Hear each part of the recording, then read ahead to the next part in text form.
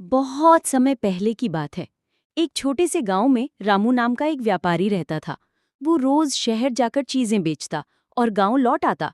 रामू नमक, चीनी, अनाज और कपड़ों का व्यापार करता था। रामू के पास एक गधा था, उसका नाम था बोलू। बोलू बहुत सीधा साधा, मेहनती, लेकिन थोड़ा आलसी और नादान था।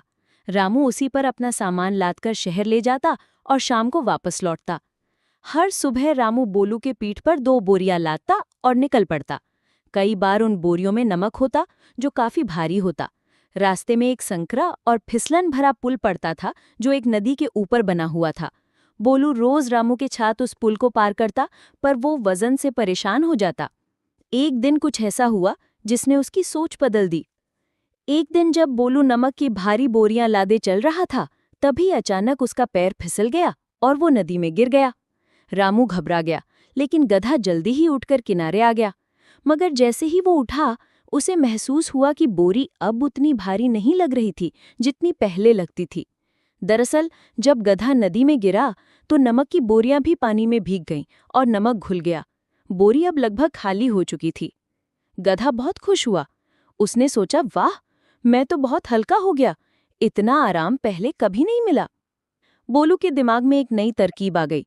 अगले दिन जब रामू ने फिर नमक की भारी बोरियां लादी और नदी के पास आए, तो बोलू ने जानबूझकर खुद को फिर से नदी में गिरा दिया।